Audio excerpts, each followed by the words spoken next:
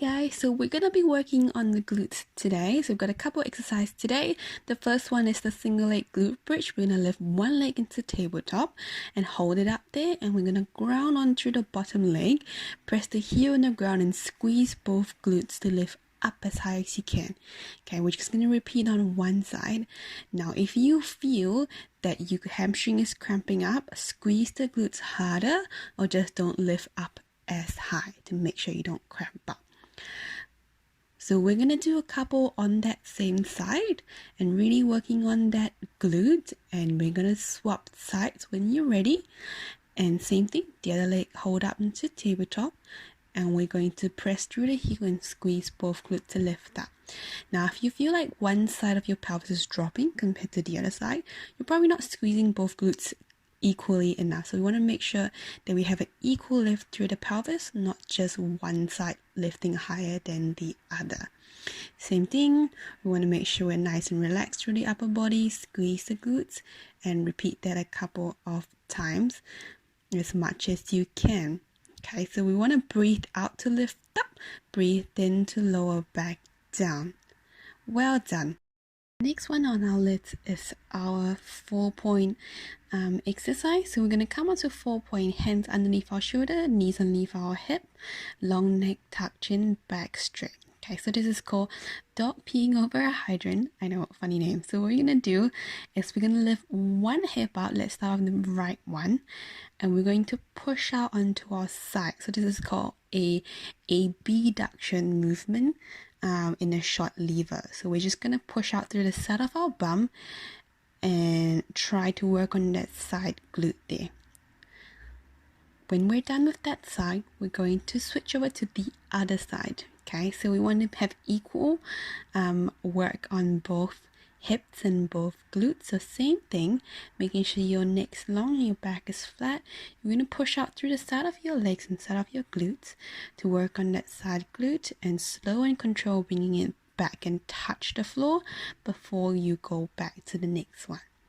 And it's breathing out to push out, breathe in to come back. Make sure you're not holding your breath and making sure your posture is nice and controlled.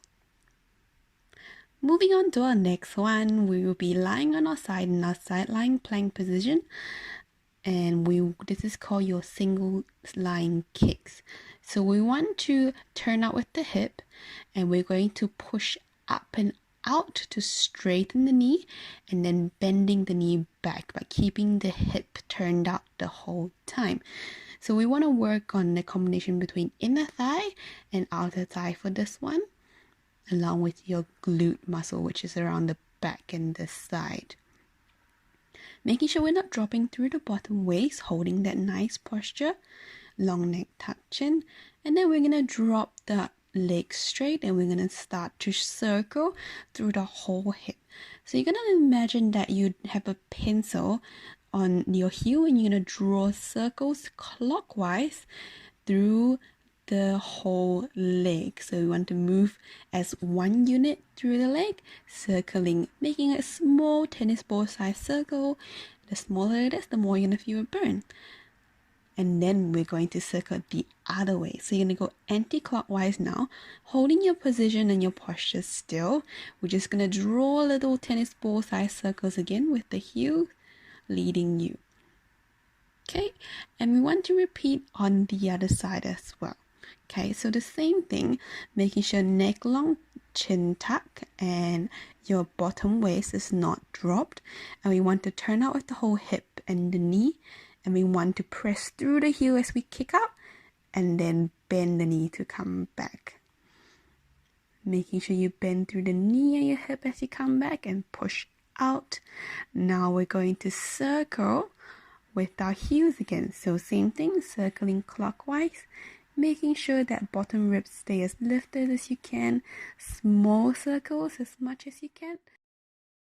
And then we're going to move towards circling the opposite way, making sure your knee is straight and we're circling through the hip and we're not falling backwards or forward through that pelvis. Just a couple more to go. You're doing very well, guys. And that's it. We're going to move on to our next one. So we're back in our 4-point position and we're going to work on kicking backwards using that heel, knee, and hip complex. So we want to work on squeezing the glutes as we straighten the whole hip. So this is called hip extension in a quadrupedal 4-point position, making sure we're not shifting through the stabilizing leg too much, and we're not overloading through our hands to help you stabilize, and our back stays flat. Switching sides on the other side. Okay, neck long, chin tuck at whole time. Flex the ankle, push through the heel, straighten the knee, squeeze the glutes. See how we're not shifting too much towards our stabilizing side? You want to make sure that you can hold stable through your 3 points of stability, of contact, and then you're going to bring that knee back to touch the ground each time before you push back again. Just a couple more, making sure that back stays straight, neck long, chin stay tucked, and really working on that slow and controlled movement. The slower you do this, the better it is, the more you're going to feel all your muscles working. And that's all we have today. Well done. Thank you guys.